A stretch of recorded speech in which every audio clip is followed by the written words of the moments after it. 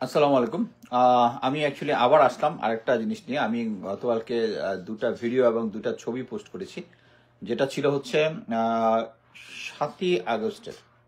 আমরা ৫ আগস্ট বাংলাদেশে নতুন ছাত্র জনতা স্বাধীন করলো। এরপরে যেটা দেখেন, আমরা কিন্তু যুদ্ধটা করেছি, আমাদের ছাত্র জনতা যুদ্ধটা করেছে কিন্তু আওয়ামী লীগের এগেনস্টে, আওয়ামী লীগ সরকারের এগেনস্টে এবং তার প্রশাসনের এগেনস্টে। ভারতের এগেনস্টে কিন্তু ছিল না, ভারতের এগেনস্টে কিন্তু তখনও ছিল না। কিন্তু আমরা সবাই জানি, এখন এটা প্রমাণিত হয়েছে যে যে সমস্ত পুলিশ ছাত্র জনতার মধ্যে গুলি করেছে তাদের মধ্যে হিন্দি ভাষাভাষী ছিল। আমি নিজে তখন কনফার্ম করেছিলাম যে খুলনাতে সম্ভবত 5 জন অফিসার, 12 জন other ranks with rubber bullet এবং অন্যান্য জিনিসপত্র নিয়েছিল।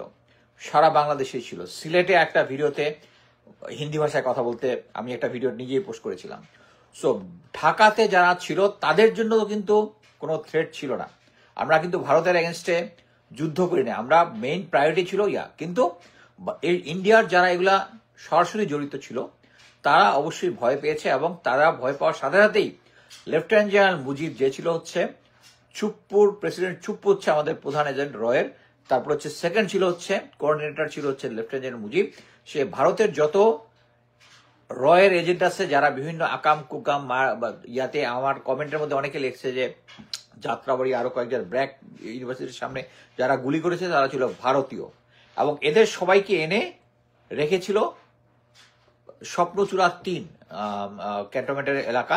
আমি ভিডিও 2টা পোস্ট করেছি এবং ওখানে আমার জানার মধ্যে 253 জন আর্মির গাড়িতে, এবং আর্মিতে যারা ওখানে পেট্রোল ছিল তাদেরকে বলা হয়েছে, 2টা পিক আপ সহ ছিল, যে তারা ভারতীয় এম্বাসির লোক, তারা এখন দেশে, তারা এম্বাসির লোক ছিল বা সবাই এম্বাসির লোকজন ছিল না, তারা শহরের বিভিন্ন জায়গায় যারা এম্বাসিতে তো এত লোককে অ্যাকোমোডেট করতে পারে নাই। সো এদেরকে সেফ এক্সিট দিছে এবং জেনারেল ওয়াকার জেনে শুনে, এবং এটা নিয়ে অনেক যে এটা আমি কি মানে একটা জিনিস হয় কি, আমি কোনো কিছু লিখলে ডিটেলস লিখি, বাট ওইটা ছিল আমি একটু ব্যস্ত ছিলাম।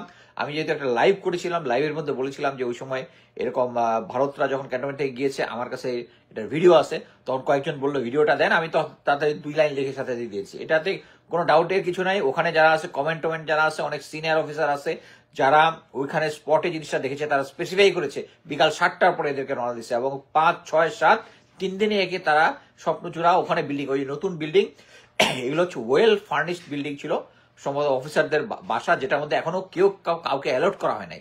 সো এগুলো খালি ছিল, এদেরকে রুম ওয়াইজ পুরা এই ভারতীয় রয়্যাল এজেন্টকে ক্যান্টনমেন্টের মধ্যে দিয়েছিল, অবস্থান নিতে দিয়েছিল, তারপর দিয়েছে। ওইটাই হচ্ছে এটার ভিডিও। আমি আগে কেন, এর মধ্যে আরো একটা আছে যে কেন আমি আগে করিনি। আগে করলে হচ্ছে যে ভিডিওটা করেছে সে ধরা পড়তো, সে ধরা পড়লে তখন তো আওয়ামী লীগের পুরো 7 মাস পরে এখনো রিস্কে আছে। আমি এটা দেওয়ার পর সে আমাকে মানে অ্যাকচুয়ালি একটু ধরছে যে কেন আমি এটা দিলাম। ডাজন্ট ম্যাটার, এখন আর এটার কোনো ইম্প্যাক্ট নাই। সো এটা নিয়ে কোনো কনফিউশনের কিছু নয় যে ভারতীয় যে 253 জন ছিল, এবং আপনারা নিউজ মিডিয়াতে দেখেছেন ওখানে লিঙ্কও দেওয়া আছে যে ভারত থেকে একটা প্লেন এসেছিল, এসে তাদেরকে এই 250+ লোকজনকে নিয়ে গেছে। এটা মেইন স্ট্রিম মিডিয়াতে নিউজ আছে। জাস্ট এইটুকু ক্লিয়ারিফাই করার জন্য, যেখানে কোনো কনফিউশনের কোনো কিছু নাই। ধন্যবাদ।